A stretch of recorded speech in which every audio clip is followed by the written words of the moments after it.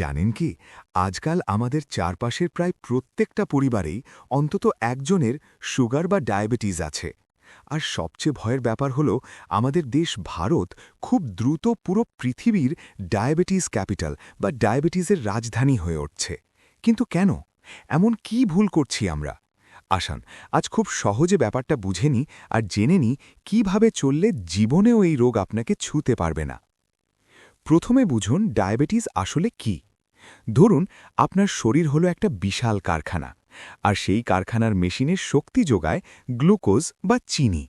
আমরা যখন খাবার খাই সেটা হজম হয়ে রক্তে গ্লুকোজ হিসেবে মেশে, কিন্তু এই গ্লুকোজ নিজে নিজে আমাদের শরীরের কোষে বা কারখানায় ঢুকতে পারে না। তার একটা চাবি লাগে। এই চাবির নাম হলো ইনসুলিন, যা আমাদের প্যানক্রিয়াস বা অগ্ন্যাশয় তৈরি করে।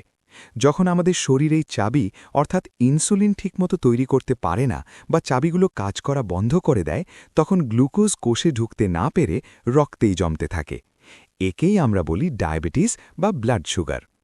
এখন প্রশ্ন হল, ভারত কেন ডায়াবেটিসের রাজধানী হচ্ছে? এর প্রধান কারণ হল আমাদের খাদ্যাভ্যাস আর জীবনযাত্রা। আমরা মাছে ভাতে বাঙালি বা ভারতীয়।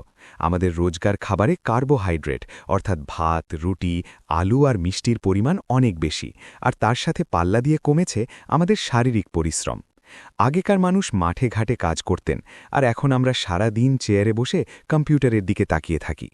এই অতিরিক্ত কার্বোহাইড্রেট আর বসে থাকার অভ্যেসের কারণেই শরীরে চর্বি জমছে আর ইনসুলিন তার কাজ করার ক্ষমতা হারাচ্ছে। তাহলে উপায়? জীবনেও যাতে ডায়াবেটিস না হয় তার জন্য আজ থেকেই জীবনযাত্রায় আনুন এই ৩টি সহজ পরিবর্তন। প্রথমত, আপনার রোজকার খাবারের প্লেটের নিয়ম বদলান। প্লেটের অর্ধেকটা ভর্তি করুন ফাইবার দিয়ে, অর্থাৎ সবুজ শাকসবজি আর স্যালাড। ৪ ভাগের ১ ভাগ রাখুন প্রোটিন, যেমন মাছ, মাংস, ডিম, সয়াবিন বা ডাল। আর বাকি মাত্র ১ ভাগে রাখুন ভাত বা রুটি। আর হ্যাঁ, সাদা চিনি আর মিষ্টি জাতীয় খাবারকে আজ থেকেই একেবারে না বলতে শিখুন। দ্বিতীয়ত, শরীরকে সচল রাখুন। রোজ অন্তত ৩০ থেকে ৪০ মিনিট একটু ঘাম ঝরিয়ে হাঁটাহাঁটি করুন, সাইকেল চালান বা যোগ ব্যায়াম করুন। আপনি যত শারীরিক পরিশ্রম করবেন, শরীরের জমে থাকা গ্লুকোজ ততটাই এনার্জি হিসেবে খরচ হয়ে যাবে, রক্তে বেকার পড়ে থাকতে পারবে না। তৃতীয়ত, পর্যাপ্ত ঘুম আর দুশ্চিন্তামুক্ত জীবন। দিনের পর দিন রাত জাগলে বা মানসিক চাপে ভুগলে শরীরে এমন কিছু হরমোন তৈরি হয় যা ইনসুলিনকে কাজ করতে বাধা দেয়। তাই রোজ রাতে অন্তত ৭ থেকে ৮ ঘন্টা শান্তির ঘুম খুব জরুরি।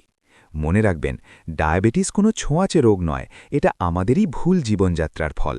একটু সচেতন হলেই এই রোগকে চিরকাল দূরে রাখা সম্ভব।